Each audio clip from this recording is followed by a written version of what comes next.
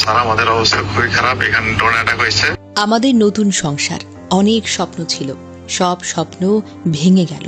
এখন স্বামীকে হারালাম। আমি টাকা চাই না, আপনারা আমার স্বামীটাকে এনে দিন না।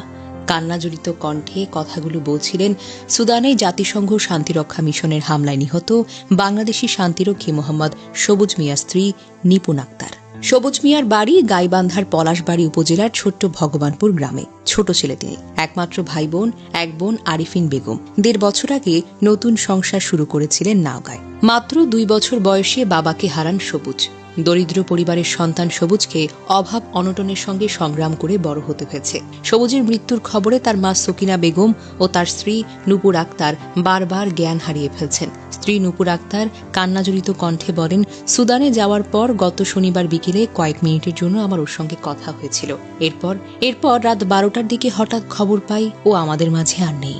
ছেলে হারানোর খবরে বারবার মূর্ছা যাচ্ছিলেন তার মা সকিনা বেগম। বিলাপ করতে করতে বলেন, বাবা হামার একমাত্র বুকের ধন আসিল, গত মাসেই সুদান গেছে, ফোনে কথা কইয়া আমার খোঁজ নিত, এখন হামার খোঁজ নেবে কে? হামার বাবার লাশ বাড়িতে চাই, ওকে বাড়িতে আনলে হামার আত্মা শান্তি পাবে। সবুজের মৃত্যুতে গ্রাম জুড়ে শোকের ছায়া নেমে এসেছে।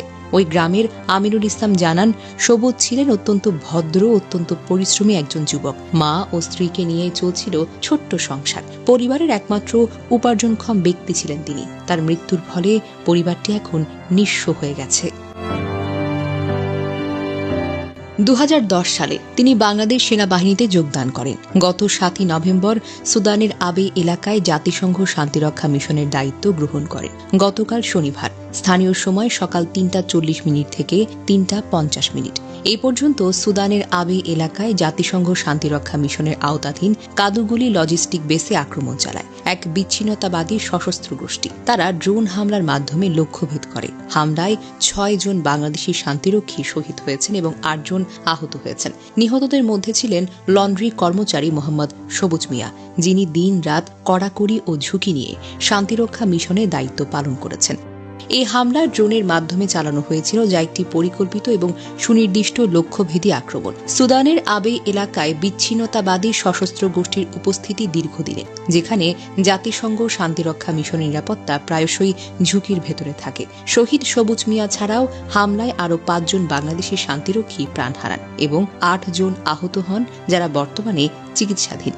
এর আগে শনিবার ১৩ ডিসেম্বর রাত ১০টার দিকে আন্তঃবাহিনী জনসংযোগ পরিদপ্তর জানায়, সুদানের সন্ত্রাসীরা আকস্মিকভাবে ইউএন ঘাঁটিতে হামলা চালায়। হামলার সময়ে ঘাঁটির ভেতর ও আশেপাশের এলাকায় তীব্র গোলাগুলি শুরু হয়। এতে বাংলাদেশ কন্টিনজেন্টের হতাহতের ঘটনা ঘটে। এ সময় বাংলাদেশ সেনাবাহিনীর ৬ সদস্য নিহত হয়েছেন, আহত হয়েছেন অন্তত ৮ সদস্য। বাংলাদেশ সেনাবাহিনীর ভেরিফাইড ফেসবুক পেজে এক পোস্টের মাধ্যমে জানানো হয়েছে, সুদানের আবে এলাকার জাতিসংঘ শান্তিরক্ষা মিশনের আওতাধীন কাদুগলি লজিস্টিক বেসে শনিবার স্থানীয় সময় আনুমানিক দুপুর ৩টা ৪০ থেকে ৩টা ৫০ পর্যন্ত বিচ্ছিন্নতাবাদী সশস্ত্র গোষ্ঠী কর্তৃক ড্রোন হামলা পরিচালনা করা হয়। এই হামলায় দায়িত্বরত ৬ জন বাংলাদেশি শান্তিরক্ষী শহীদ হয়েছেন এবং ৮ জন শান্তিরক্ষী আহত হয়েছেন। শহীদ শান্তিরক্ষীদের নামও প্রকাশ করেছে সেনাবাহিনী। অন্য সদস্যরা হলেন কর্পোরাল মোহাম্মদ মাসুদ রানা, এএসসি নাটোর, সৈনিক শামীম রেজা, বীর রাজবাড়ী, মেস ওয়েটার মোহাম্মদ জাহাঙ্গীর আলম এবং লন্ড্রি কর্মচারী মোহাম্মদ সবুজ মিয়া, গাইবান্ধা।